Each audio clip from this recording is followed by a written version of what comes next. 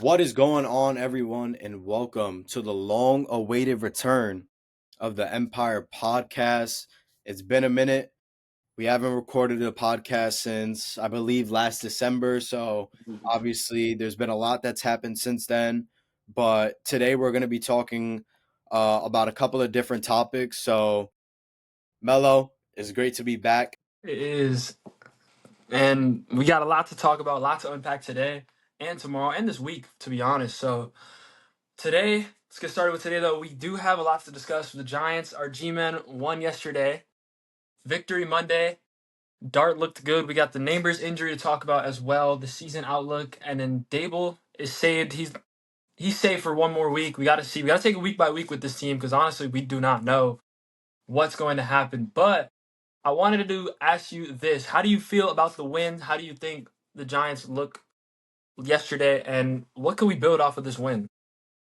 Yeah, I mean, I think the Giants look really good. I think I don't know if any of you saw, but Dart spoke to the team after the game, and I think what he said is perfect about how the game went yesterday. The offense didn't look the prettiest at times, but it had its moments where it looked really good. But the defense really held it down in yesterday's win. So going forward, I think they're gonna. I think this is something that they can build off of. This is definitely something they can build off of, and getting a win over a 3-0 Chargers team is huge. But obviously, there's things that they need to clean up. There's still things that need improvement, but I think there's a lot to look forward to with this Giants team under Jackson Dart.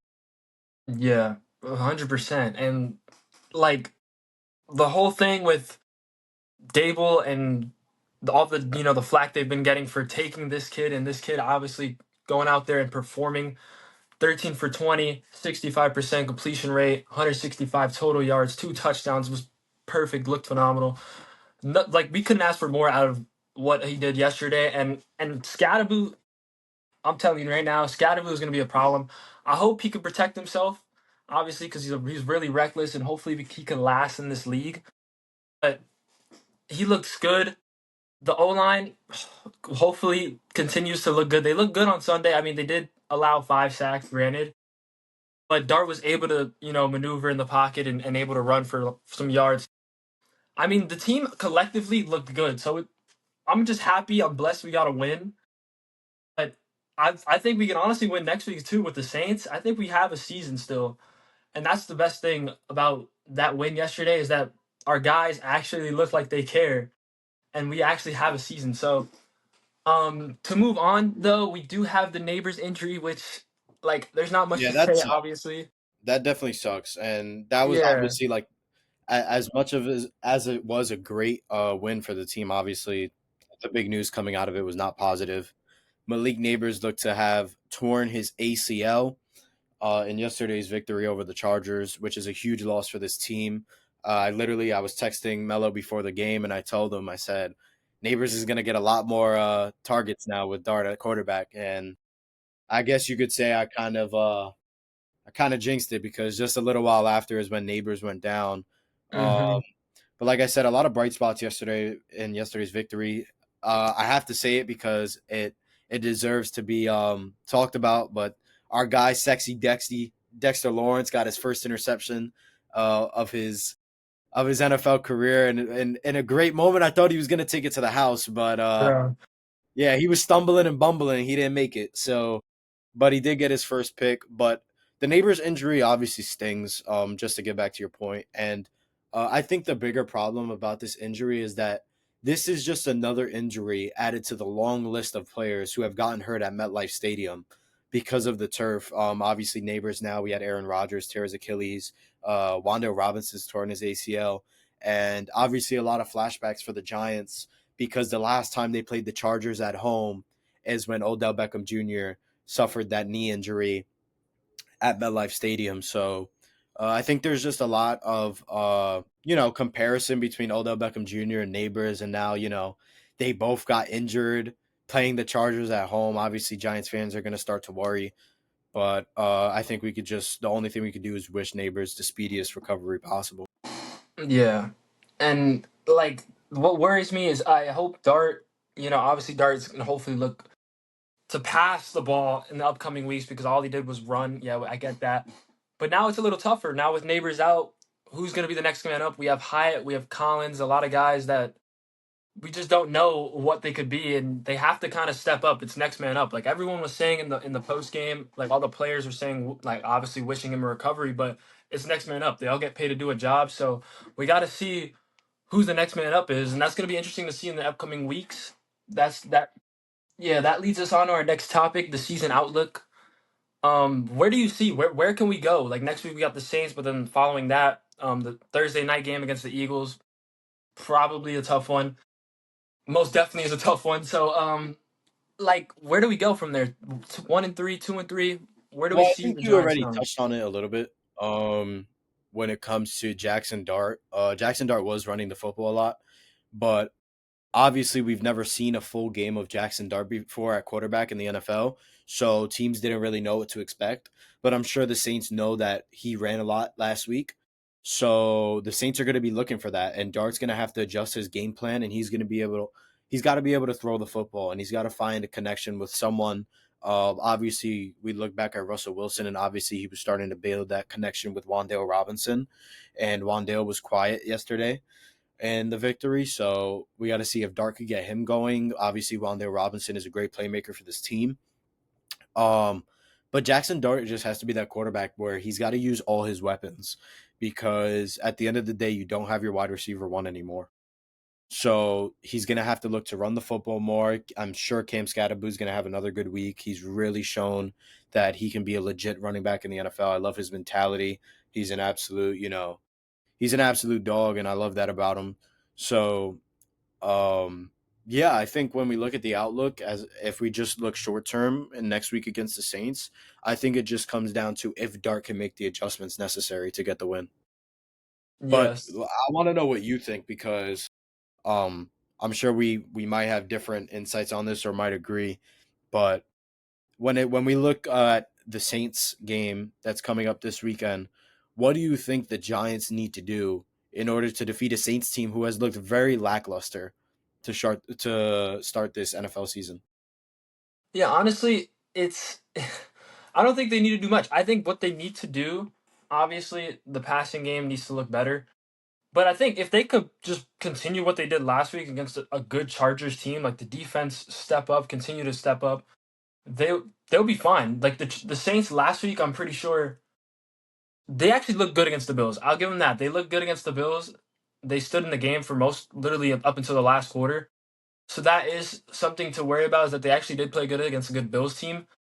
But if the defense can step up, I'm not sure Spencer Rattler has much of an answer for the Giants defense or the Giants pass rush per se. Because again, outside of the pass rush, the defense hasn't looked too amazing. Like Banks is terrible.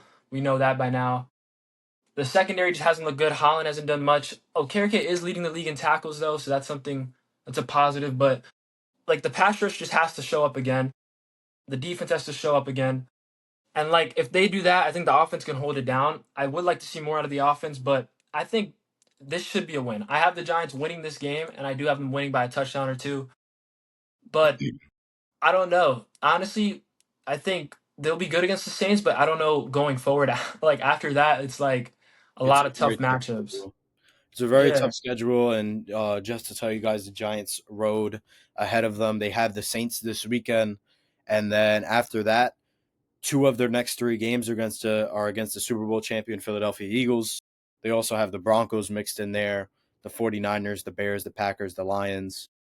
So a very, very difficult stretch following this Saints game.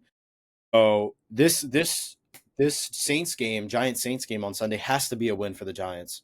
It can't be a loss.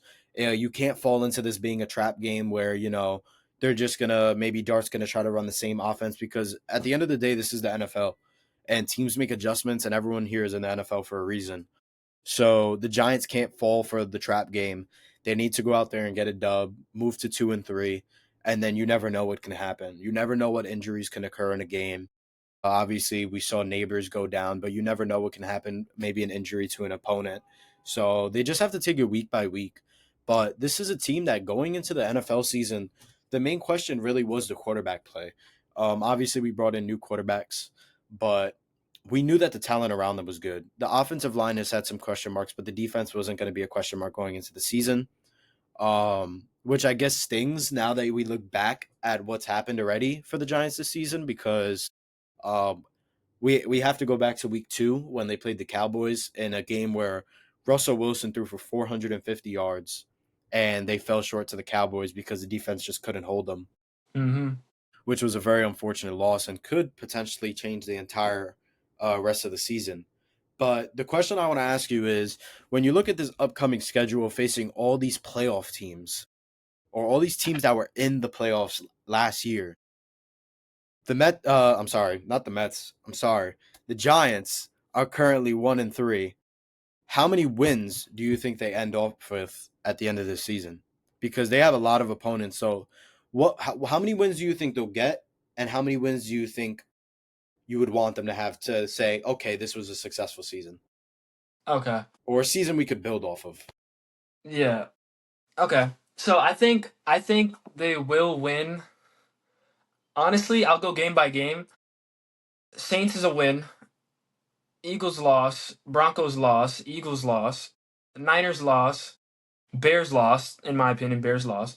Packers loss. Lions loss. Patriots loss.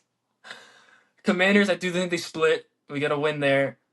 Vikings is a loss. Beat the Raiders, and I do think we split with the Cowboys. So honestly, I do think they win 4 more games. So I do see them winning 5 games this year. Is my honest opinion. But I think for it to be a successful season or something they could build on is 7 to 8 wins. They got to try to scrap out 6 more wins in the next, I think, 11 weeks. So for it to be something like something they could build off of, for them to keep Dable, for them to keep Sheen. But honestly, I don't see them winning more than 5 games, if I'm being honest. Yeah, But it's tough. I have a tough time seeing that as well. Yeah, I want to be optimistic as possible, but I it's mean, the just really NFL hard. absolutely screwed over the Giants with this schedule this year. I mean, they Yeah. were one of the worst teams in the league last year, and they got gifted with the hardest schedule in the NFL this year, and it's not even close. Um, but it's a good test for the Giants. It's a good test for Jackson Dart and his toughness. We're going to really see what he's made out of. And so far, he's lived up to the challenge 1-0 against teams who were in the playoffs last year. Um, so we got to see if he can move to 2-0 against the Saints. But you brought up a point that I do want to talk about a little bit more, and that's uh, Brian Dable and Joe Shane. How secure are their positions on the Giants as of right now? Because obviously for Dable, it looks good now because he got his guy. His guy is 1-0 under him. How safe really is his job? I think it's looking more safe, obviously, after the win last week or yesterday. But going forward, he has to win. Like that's the end of the discussion. He has to win this year. His time is ticking. Like this was his last year. So honestly, I do think now with the report that came out that Dable and Sheen, they don't see eye to eye. They've been going at each other. I thought they were boyfriend and girlfriend. They're apparently they weren't last week. So like with that news coming out, I genuinely see a way where Mara actually walks in and actually fires Sheen, and they keep Dable and have Dable get new coordinators next year. I can 100% see that. But again, it all depends how Dart looks, how the rest of the season plays out. So if I had to choose, obviously I would say get rid of all of them, clean house, regardless of what the season is, because we know this team's probably not going to go to the playoffs. If they do go to the playoffs, like then obviously everybody stays. That's probably won't happen. So I would say Dable is probably looking more safe than Sheen is, but honestly, who knows? Like who knows what can happen? Like we just have to like go week by week with this team, and it's looking better for Dable more than it is for Sheen, is what I'd say right now. Yeah, and I agree with that. I mean, obviously, because we're coming off a victory, Dable obviously was waiting for his guy in Dart. He got him. He's 1-0 with him, but there's no moving around the fact that Brian Dable is under 500 as a head coach. And in his first season with the Giants, he was able to lead the Giants to the playoffs under Daniel Jones, who, of course, has started off his Colts career phenomenally. But there's no shock in that. I believe that he just took his first loss to the Rams yesterday. Hmm. But nonetheless, since that season where the Giants made the playoffs, I mean, they have looked absolutely horrible. And the only way that Brian Dable keeps his job and has his job next year is because of their quarterback, and that's Jackson Dart. And it all depends on how Jackson Dart plays. And so far, Jackson Dart has honestly proven that the Giants should keep Dable, but we're only one game in, and there's such a long season ahead of us. So before we Hmm. wrap things up, I think we should wrap things up with our score predictions for Sunday's game. We have the New York Giants going away. They're going to New Orleans to take on the Saints, as we just discussed.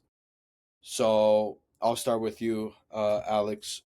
What do you think is going to be the score prediction, the final score this Sunday when the Giants take on the Saints, who are currently winless? Yeah, I got the Giants winning 22, not 22, 21 again, scoring 21 points. I have them winning 21-13. I think they win by 8. That's my final score prediction. I think Dart plays just good enough and the defense steps up. I like that prediction a lot. Actually, I really do. But I think for my score prediction, obviously I'm gonna have the Giants winning. If they this is a must-win game, like I already stated. If they Hmm. don't find a way to win this game, then it is not looking good for them at all going forward. If you cannot defeat the 0-4 Saints, then I don't see a world where they beat the Eagles. I don't see a world where they beat the Packers, the Lions, any of these teams. And I think if not only does it need to be a victory, it needs to be a statement victory. Like we're here and we're I not agree. here to play around. We're not here to joke around. So at the end of the day, I think Jackson Dart is going to have a phenomenal game, and I think that the Giants are going to win this one by a score of 28-10. And I this is like that that prediction. statement victory, and they're going to need it going forward because this can't be one of those victories where they just squeeze it out on a game-winning field goal and they beat the Saints 13-10, and they just squeeze it out, and the only reason they won is because it's a bad Saints team. They need Hmm. to have a statement victory like, no, we are better than this Saints team, and it's not even close. So I think my final score is going to be 28-10. Uh, Agree. and that's basically what we have to talk about for today. I just want to give a quick rundown. We are going to be dropping another episode tomorrow, so look forward to that. We are going to be dropping our MLB playoff predictions, in which I am sure is going to be a interesting topic to cover. Not only because of the obvious, the New York Mets did not make the playoffs. We are going to talk about that. As most of you know, I am a diehard Mets fan, and Alex is putting on the Miami Marlins hat because Miami is the team that ended our season, which is fair enough. It's fair enough. But we are going to have a lot to discuss. And Good one tomorrow. so definitely look out for that tomorrow. And we're going to be trying to post these Giants recap podcasts the day after their games. So look forward to that, whether it's a Thursday night game or Sunday night game. So look for another Giants podcast next Monday after they play the New Orleans Saints, hoping for a victory. Yes, sir. Uh, But yeah, go ahead. happy Victory Monday. Let's go. Let's We go. finally got a win. That's what we needed. And we will see you guys next week. Peace out, guys. Thank you for listening.